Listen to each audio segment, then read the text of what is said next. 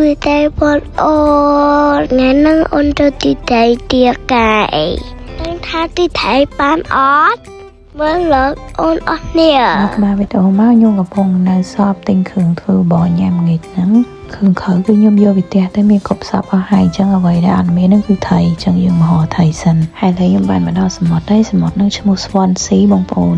បើជាពីផ្ទះខ្ញុំមក2ម៉ោងបានមកដល់ហ្នឹងហើយបើគិតជាគីឡូ100គីឡូជាងចម្ងាយឆ្ងាយគួរសមដែរតែឲ្យតែបានស្ទួយថៃទៅដល់ណាក៏ទៅដែរធីមខ្ញុំនេះហូបបាយនៅផ្ទះអីមិនឆ្ងាញ់ទេគេនៅផ្ទះវាមិនសូវស្រួលតោះគេនងតង់ដាច់យប់ម៉ោង3ម៉ោង4អីហ្នឹងមកវាសុបាយបានជីវិតមានន័យហើយទៅត្នេតិចគឺគាត់បានទេគេអង្គងគ្នាមកសាក់ថ្មជីវិតហើយនិយាយពីថាថ្មជីវិតហ្នឹងសាក់មិនចេះពេញសោះហើយកូនចៅនឹងក៏ដូចចិត្តទៀតនិយាយពីថានៅផ្ទះអញញ៉ៃញ៉ៅកញ្ញាណាតែបានចេញក្រៅចេះនិយាយពីមួយមុខស្រស់ញឹមបន្ទាប់ពីអង្គុយលេងបានមកស្ទុះបងខ្ញុំគាត់ក៏រៀបចំយកម្សៅនំពុំយកមកចាក់នំពុំញ៉ាំហើយម្សៅនំពុំឡើងល្អមែនតើយើងចាក់ថ្មីញ៉ាំភ្លាមអញ្ចឹងវានៅស្រួយឆ្ងាញ់ហើយបរិយាកាសអញ្ចេះទៀតត្រូវនឹងមេឃចាក់តិចចឹងទៀតនិយាយវាឆ្ងាញ់មើលទៅមុខមួយបេះដូងក៏នឹងឆ្ងាញ់ដែរឥឡូវទៅឆ្ងាញ់នំពុំភ្លេចមើលអ្នកស្ទួយថៃនេះបងបានថៃមួយហើយហៀងល្ងាចតិចហើយពេលចាប់ដើមល្ងិតហើយអញ្ចឹងទៅបងខ្ញុំគាត់យកថៃមកធ្វើឲ្យហើយដើម្បីធ្វើបបរញ៉ាំពូមេតិចអញ្ចឹងក៏រៀងឃ្លានដែរហើយថៃតែបាន3ដោយសារតែទឹកឡើងខ្លាំងវាហូរហើយអញ្ចឹងយើងវាក់ស្ទូចវាតាក់ថ្ម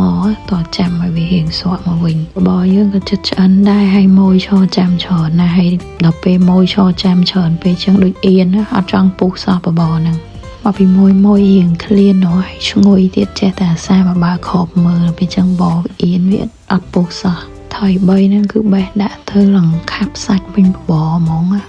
ហើយរសជាតិវិញឲ្យអ៊ុយហ្មងគ្រាន់តែពុះភ្លាមគឺថារៀបចំដាក់សណ្ដែកដាក់អីដួសម្នាក់មួយចានហ្មងដោយសារតែមេតិចចឹងហើយឃើញបបហុយក្តៅចឹងទៀតល្មូពោះហ្មងហើយថយសុទ្ធពងនិយាយវិញដឹងថាមិនទេដឹងថា voice over នេះគឺកំពុងឃ្លានទៀតហើយថយយើងស្ទួយបានថ្មីអញ្ចឹងវានៅស្រស់សាច់វាស្វិតហើយឡើងផ្អែមហើយយើងញ៉ាំមុខសមុទ្រចឹងឬសលេងសមុទ្រហើយមេឃសិតផ្កាយខ្យល់ត្រជាក់តិចទៀតអូយវាថាមិនដឹងរៀបរាប់មិនទេបងប្អូនដឹងធំថាបាយផ្ទះអត់ដូរដោយសារអីដោយសារតែបរិយាកាសវាខុសគ្នាអញ្ចឹងណាតាមពិតទៅបរថៃវាសាមញ្ញធម្មតាទេ